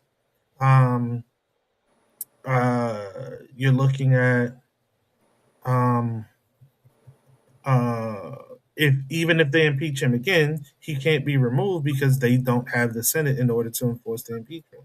Even if they had the Senate, would he listen and would he take heed to whatever ruling they pass through? Who knows? As you said, Thomas, he has amassed his private army in the form of border control, in the form of ICE agents. That's a private freaking army right about now, who have no one to listen to but him. He is their director, the Secretary of Homeland, but he's the overseer of the Secretary of Homeland. So, okay, yes, yeah, Rodney, you're right. Correct, Department of Corrections as well. Yes, but I will say this, Lee.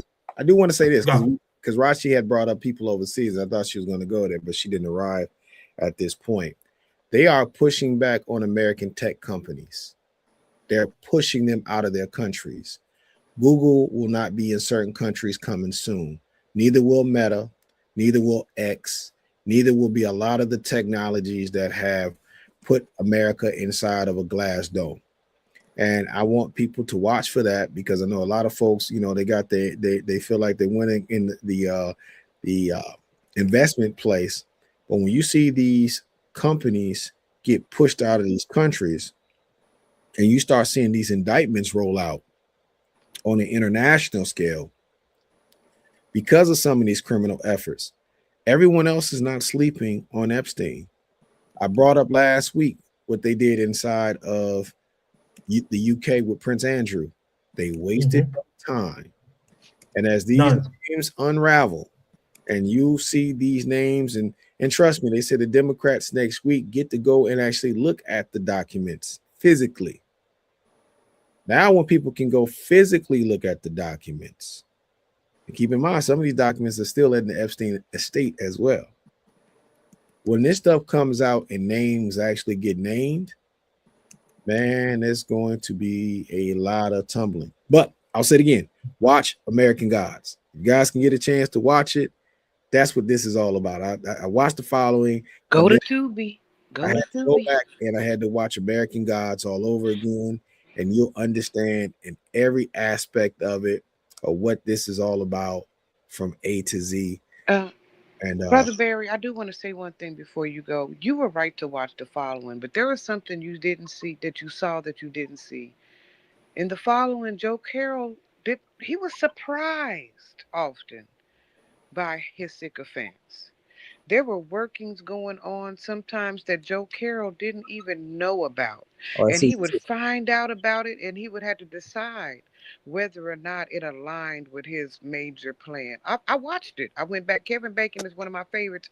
I watched it and I saw that sometimes there would be workings where they would be doing shit. And like, Joe Carroll said he did what? They where? Oh, okay. Well, then at least call them and let's see if we can get this to work in our advantage. yeah. So just know that our president, in his desire to be the head of the serpent, he don't even know that the snake is literally crawling through glass. So just you watched both of the right shows, but just know if from what I saw, there were times when that man was surprised by what his legions had created as a reality for themselves that were it was above and beyond anything he thought he had saw going on, you know. But you got to remember too, they wanted to be him. And sometimes admiration is not admiration to keep you on a pedestal. It's just a target that I need to hit to knock somebody off so I can be it. So when you had the twins and you had their mother, just remember, they were doing all of these things to lure them out, but they weren't trying to be, and that's the thing about when they say there's no honor amongst thieves, there is no honor amongst criminals neither. They'll see you, they'll have a level of admiration for you, but sooner or later, what they will say is, well, look, if he can do this or she can do this, man, if I can knock him off, I can do it too. And that's how criminals work. And that's what we see. And that's what you saw with Epstein, and you saw that with Trump. When Trump pulled that move where he messed up that house with Epstein in Florida, and you got to understand, that house was probably a house that they needed for an operation. Trump stepped in it and bought the house. He didn't understand what Epstein was doing. Epstein understood what he was doing. And that sometimes is the thing that I feel like it's not lower level criminal like stuff. And what I mean by that is on lower level criminal stuff, a lot of times the criminals will talk amongst each other about what they're doing. Yeah, I'm about to go sell this dope. Yeah, I'm about to go break in this house. Yeah, I'm about to go commit this murder, whatever the case may be. On this level of high stakes, you got to appear like you're independent, but you got somebody pulling your strings over here. This guy got to feel like he's independent and he got somebody pulling the strings. It may be the same puppet master or it may be two different puppet masters, but they all got to appear like they are the one. Epstein just had to drop on Trump and he understood who was controlling Trump. And I think that that's something that we have to really think about as we go along with this. Same thing real quick with the Clintons. This whole piece, when Hillary Clinton said, oh yeah, I'll testify public. Did y'all hear Trump's response? Well, they always treated me nice. I don't know about you doing that, because he doesn't want to set the precedent, because in case his plan fails in any aspect, he does not want to be dragged out to do this. Now, in public, Comer's dumber than a box of bricks. He don't get it, and he won't get it. But once again, one has one puppet master, the other has another puppet master, and sometimes they work in unison and sometimes they don't. And that's what you see happening right in front of our eyes as a public. The thing is, when is the people gonna come together to make one plan to say, no matter what, this ain't good enough for us? Because I just went to the grocery store and I know they said $3, but man, I'm telling you, it feels like it's about $15 per meal, man. To I know they say three. I'm about $12 over. So look, I need to get out of here. Mm. Rodney, what you need to say before we close out? Before I close out? Oh no, you go ahead and close it, brother. We can talk later. Okay, okay, got you. Look, family, please. I know it's still the winter, as Rashi mentioned earlier. Hope everyone's staying warm, staying dry, stay encouraged, be mindful, get your supplies, be ready. Be ready so you don't have to get ready, without a doubt. If ain't nobody told you this week they love you, we do. Ain't a damn thing you can do about it. Until next week, family.